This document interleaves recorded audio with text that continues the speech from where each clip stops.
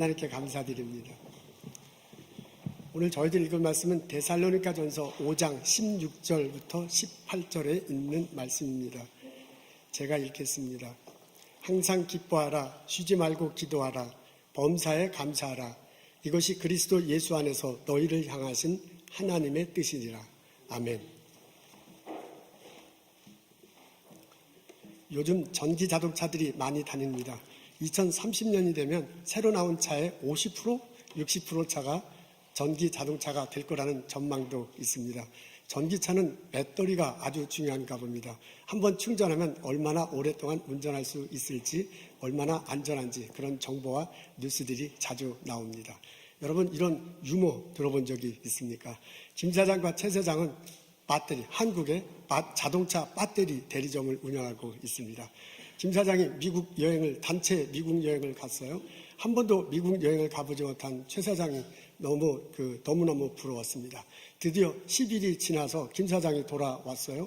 그러면서 너무 반가웠고 최 사장이 김 사장 배터리 대리점에 찾아가서 어땠냐라고 물어보니까 자기가 막 미국을 다 휘어잡은 것처럼요, 이것저것 다 얘기하고 설레발을 떨면서 자랑을 합니다. 그러면서 자꾸 혀꼬부라지는 소리를 하는 거예요. 배터리 그래요. 그래서 최 사장이 속상해가지고 배터리가 뭐야? 배터리지.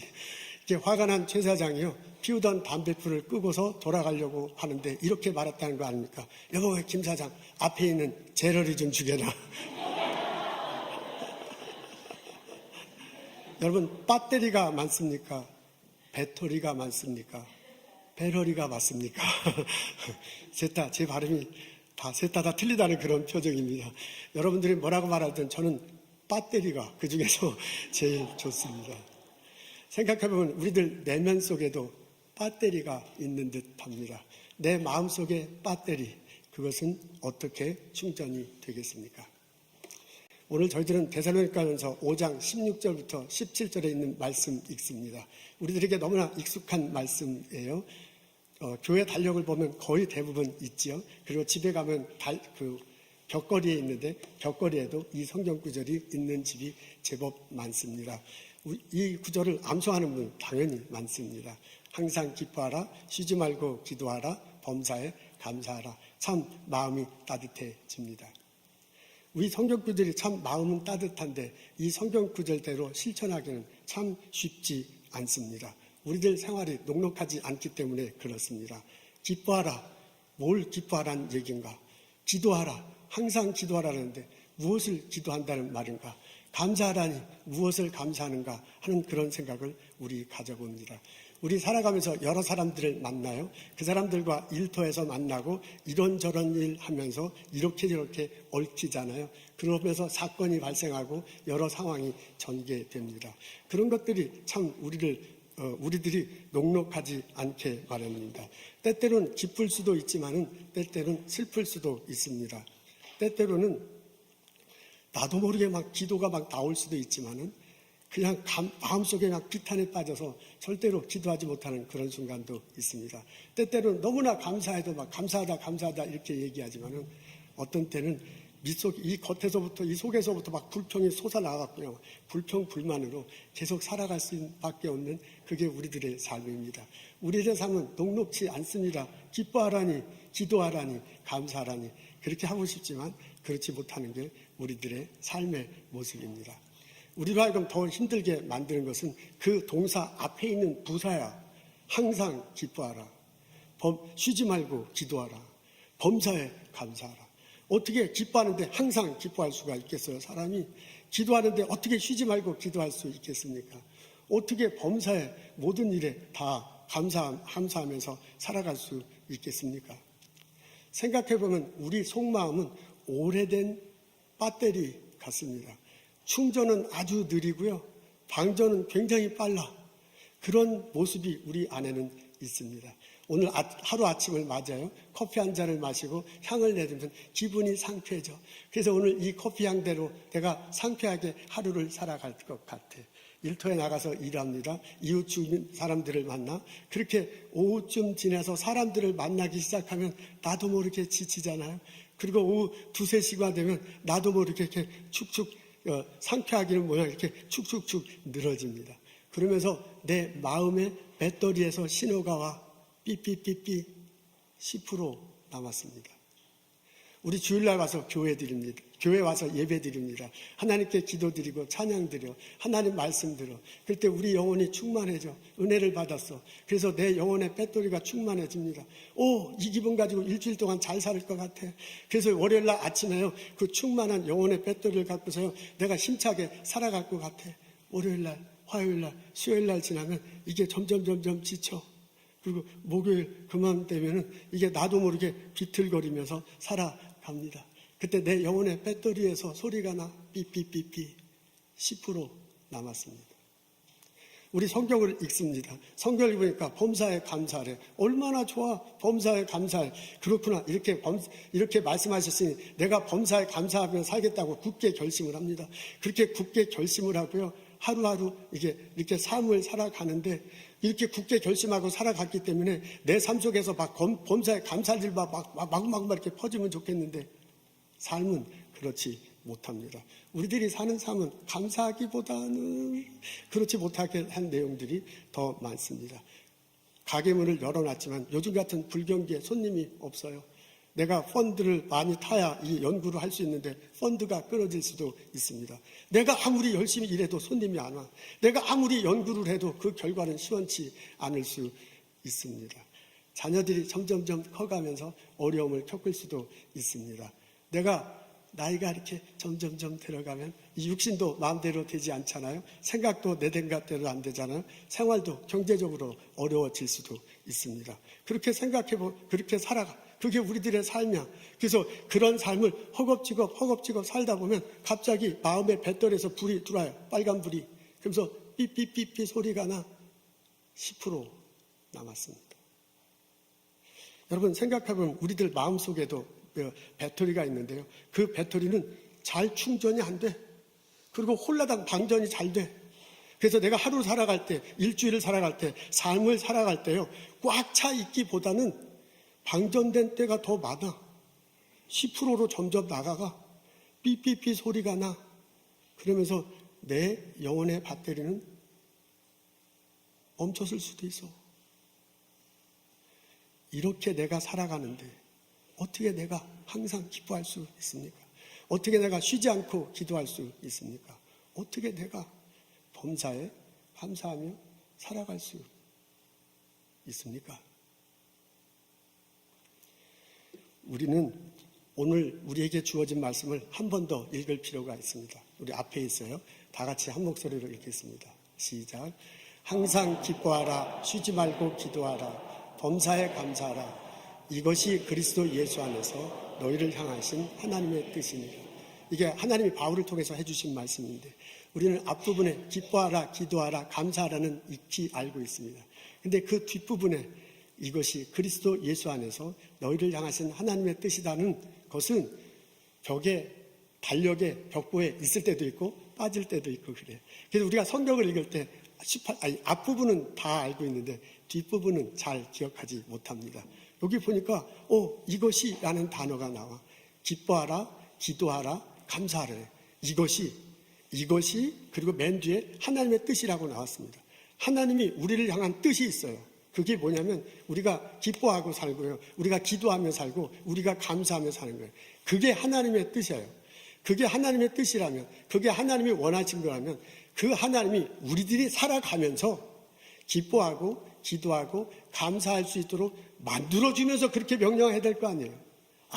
그렇다면 하나님께서 우리들에게 이걸 요청하셨다면 이게 하나님이 원하시는 거라면 당연히 하나님이 그렇게 할 수 있도록 해주실 것이다 라는 기대를 가지고 오늘의 본문을 들여다볼 수 있습니다.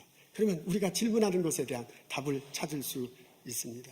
하나님이 바울을 통해서 이렇게 얘기해요. 이것이 너희를 향한 하나님의 그리스도 예수 안에서 너희를 향한 하나님의 뜻이다. 여기에 보면요, 이 한 문장인데 세 가지 주체가 있습니다. 하나는 하나님이고, 다른 하나는 예수님이고, 또 하나는 너희, 다시 말해서 우리, 다시 말해서 나예요. 이 한 문장 안에는 하나님이 계시고, 예수님이 계시고, 내가 있습니다. 이 세 주체를 가지고 이 문장을 다시 생각해 볼 수 있습니다. 하나님은 우리를 향한 뜻이 있습니다. 하나님은 예수님 안에서 그 뜻을 우리들에게 알려주시길 원하십니다. 이런 말을 묵상하다 보면 떠오르는 성경 구절이 있어요. 하나님이 세상을 이처럼 사랑하사 독생자를 주셨으니 누구든지 저를 믿는 자마다 멸망치 않고 영생을 얻게 하려 하십니다.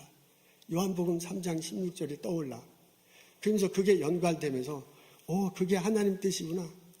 하나님은 예수님 안에서 우리들이 구원받기를 원하십니다. 그것이 하나님의 뜻입니다.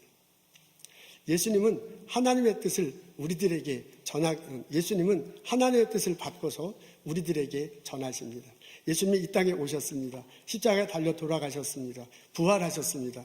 그것을 통해서 당신을 통해서 하나님과 우리가 하나님과 내가 만나기를 원하십니다. 이런 생각을 하면 떠오르는 성경 구절이 있어요. 그는 우리의 화평이신지라. 잊어버렸어. 원수된 것 곧 중간에 막힌 담을 자신의 육체로 허시사 십자가로 둘을 한 몸으로 이 하나님과 화목하게 하셨느니라. 에베소서 2장 14절 16절을 요약한 그런 내용입니다.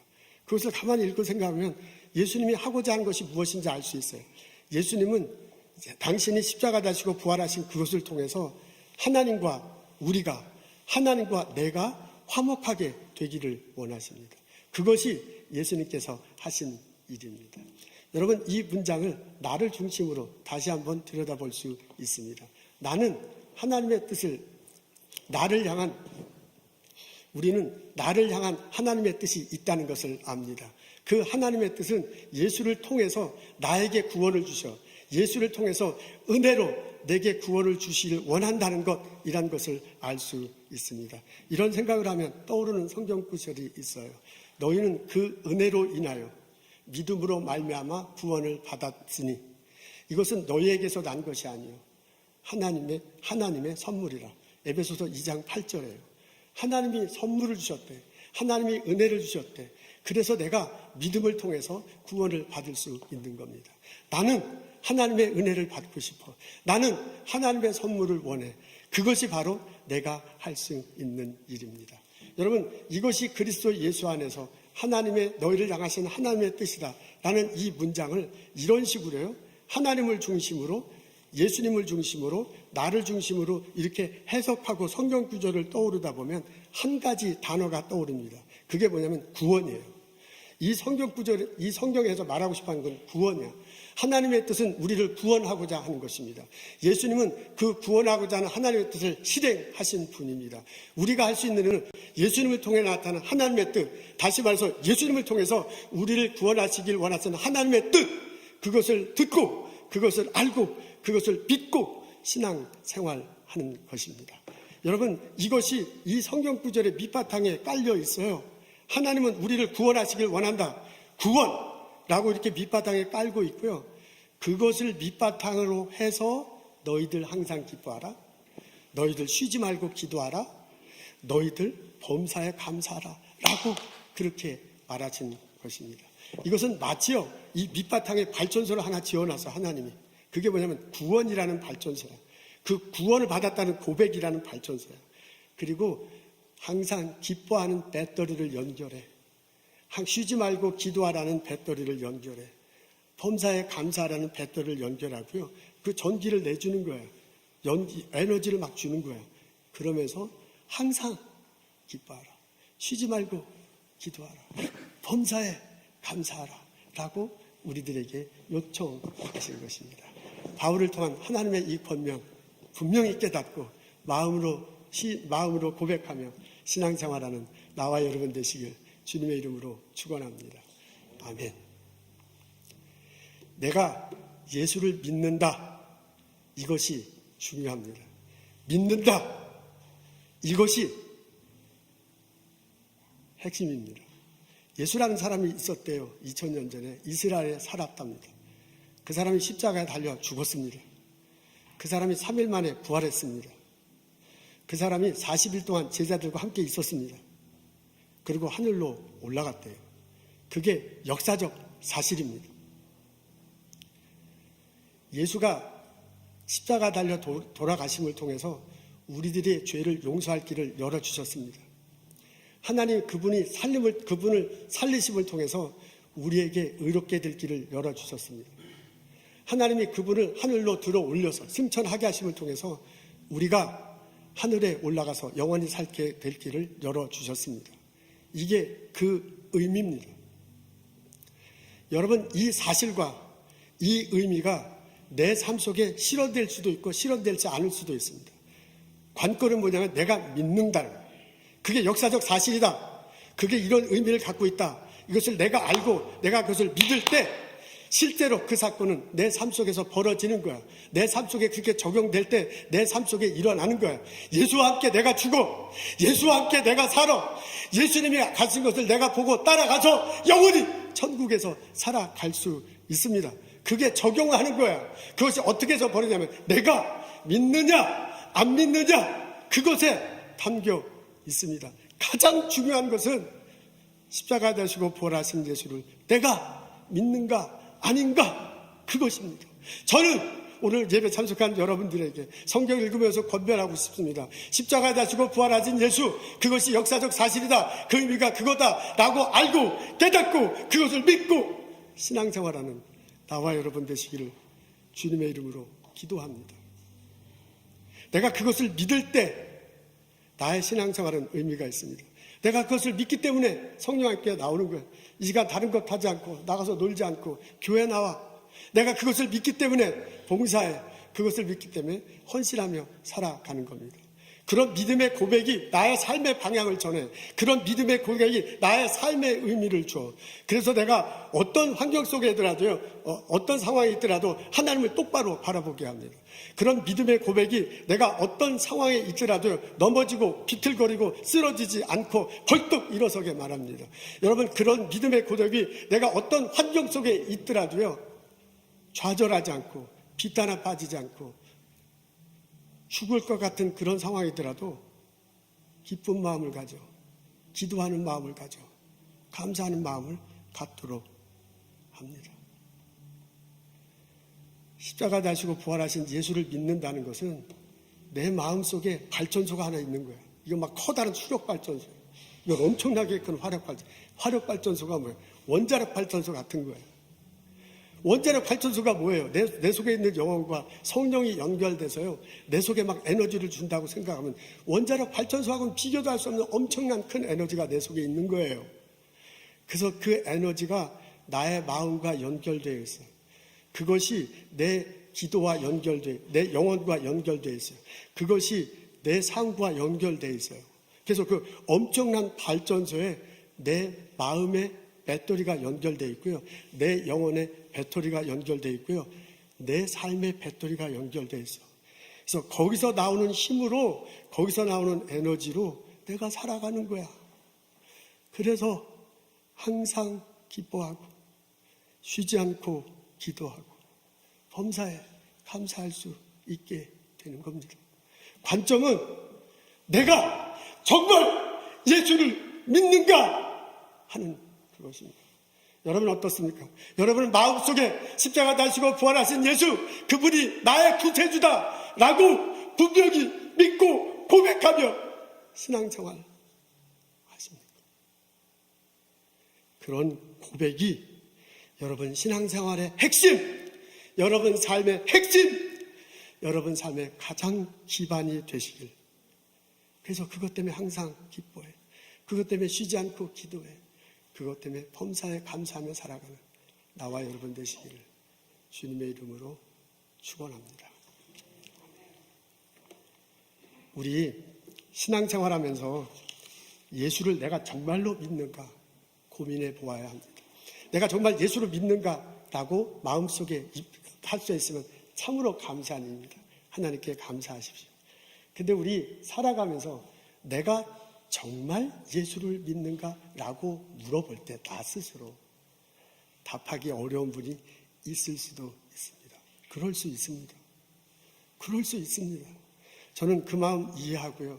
안타까운 마음으로 권면합니다. 솔직하게 내가 한번 나 자신에게 물어봐야 할 것입니다. 그리고 만약 이것이 확실히 정리가 안 된다면 우리는 세 가지 과정을 거칠 수 있습니다. 첫 번째, 기도하십시오. 하나님께 나아가서요.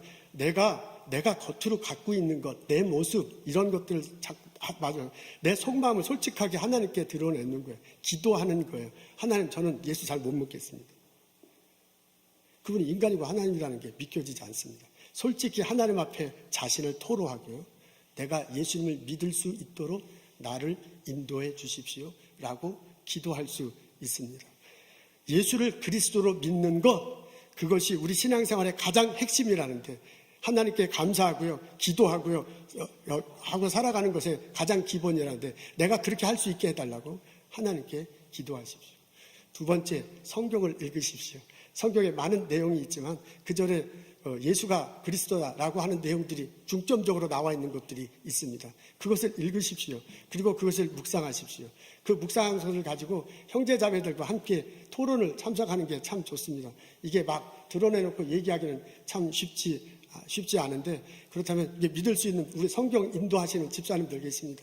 혹은 장로님과 권사님, 내가 이렇게 마음 터놓고 얘기할 수 있는 분이 있습니다.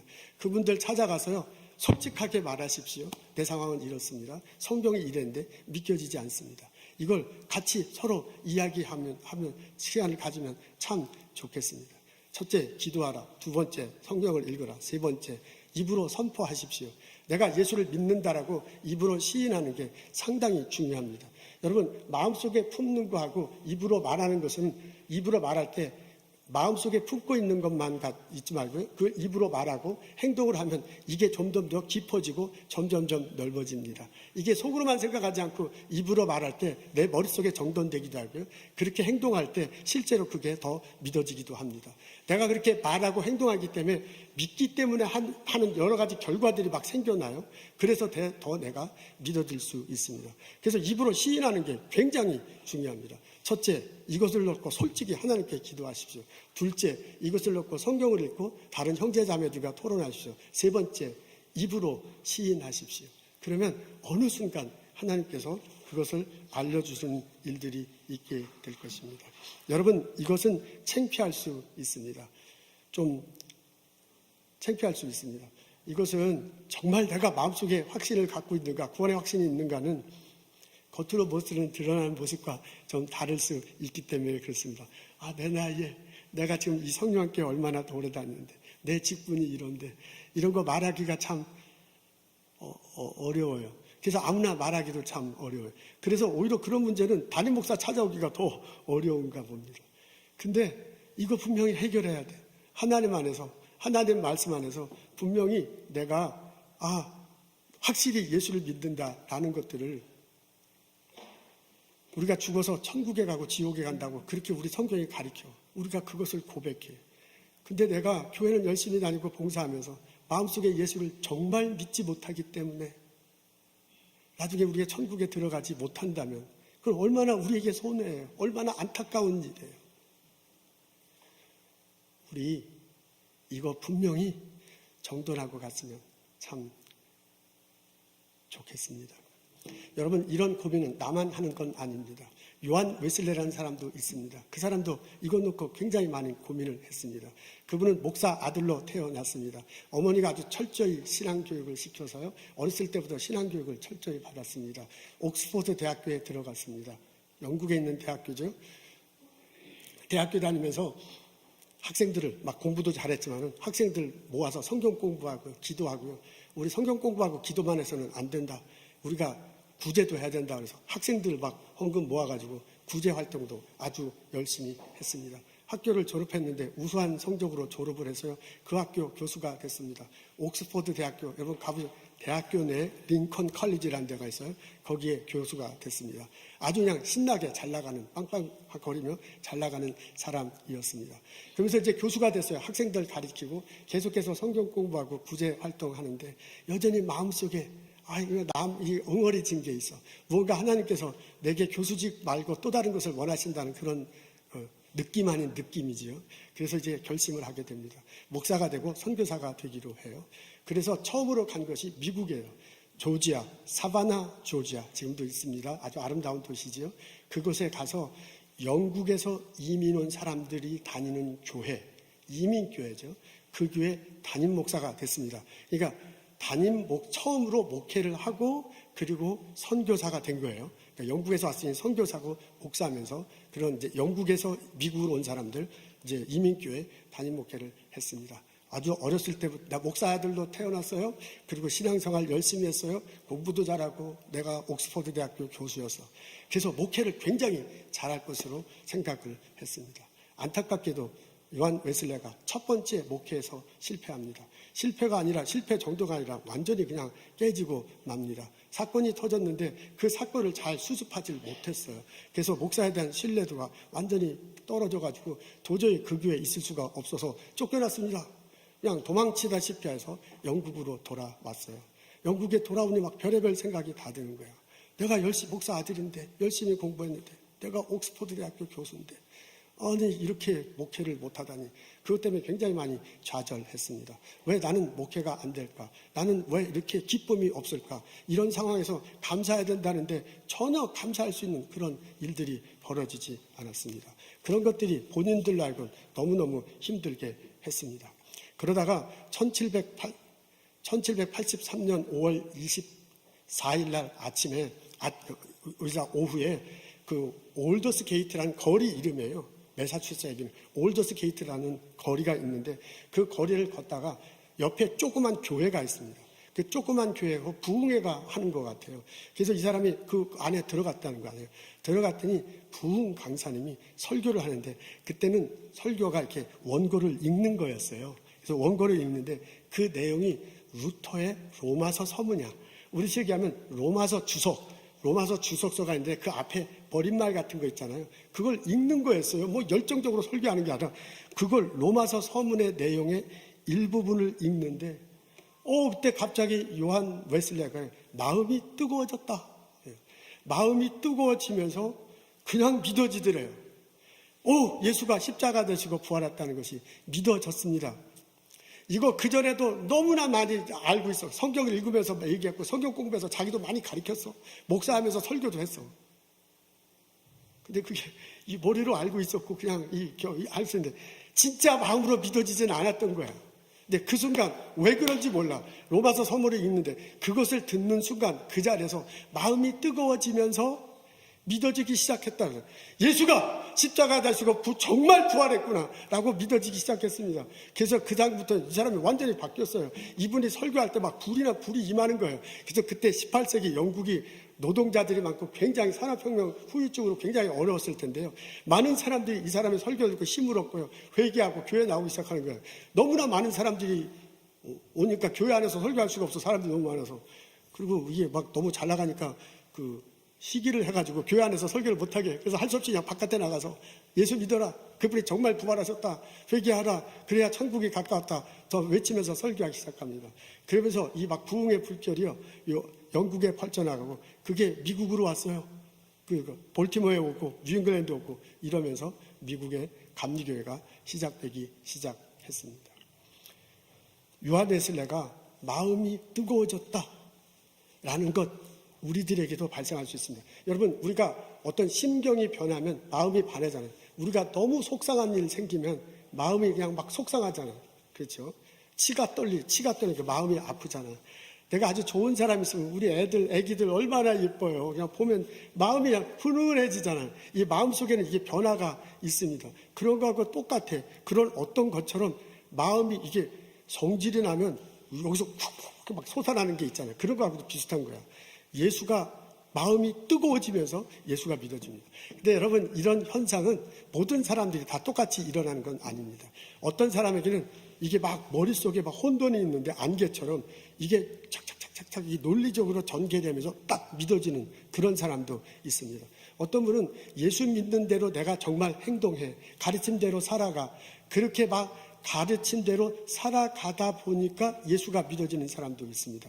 어떤 분은 성경을 읽다가 예수가 믿어진, 어떤 분은 찬양을 드리는데, 어떤 분은 본인이 이렇게 피아노 연주하는데 막 성령께서 임하셔가지고 정말 막 예수가 믿어지고 그런데요.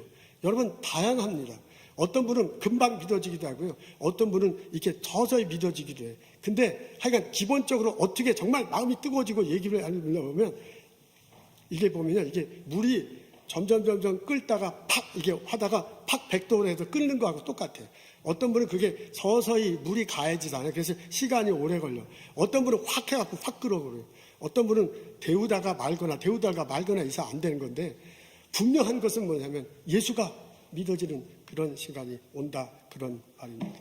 여러분, 그것을 경험하고 내가 예수를 믿는다 고백하며 살아가는 나와 여러분 되시기를 주님의 이름으로 소원하고 기도하고 축원합니다. 예수님을 믿는다는 것은 내 영혼의 배터리를 예수님께 믿는다는 것은 내 영혼의 배터리를 예수님한테 꽂는 것과 같습니다. 십자가 다시고 부활하신 예수 그리스도, 내가 그분을 믿는다라고 고백할 때 거기서 삶의 방향과 의미가 에너지가 나와. 그것 때문에 내가 항상 기뻐하고 쉬지 말고 기도하고 범사에 감사할 수 있습니다. 그것 때문에 내가 삶을 올바르게 살아갈 수 있습니다. 뇌성막이 그 에너지가 나의 하루하루를 살게, 하루하루가 뭐냐, 그 에너지가 나를 1년 한 해 두 해 살게, 그게 뭐예요? 그 에너지가 나를 평생 살아가도록 합니다. 이런 경험이, 이런 은혜가 우리들 모두에게 있기를 주님의 이름으로 축원합니다. 뇌성마비 인생, 수족을 제대로 움직이지 못하고 발음도 못하는 사람, 송명희 시인이 이렇게 씁니다. 범사에 감사하라. 감사절에만 감사하는 자요. 범사에 감사하라. 고난 주간에만 주의 고난 기억하는 자요. 주 죽으심 언제나 기억하라. 위급할 때만 기도하는 자요. 쉬지 말고 기도하라. 기쁠 때만 기뻐하는 자요. 항상 기뻐하라. 10월은 감사의 달입니다. 내가 예수를 믿는다. 이 고백 안에서 항상 감사하며 범사에 감사하며 살아가는 나와 여러분 되시기를 주님의 이름으로 축원합니다. 기도하겠습니다. 하나님, 예수님 믿게 해 주십시오. 십자가 자시고 부활하신 예수 그리스도, 그분을 통해서 내가 구원받았다 고백하며 감사하며 살아갈 수 있도록 인도하여 주옵소서. 예수님 감사합니다. 예수님 이름으로 기도합니다.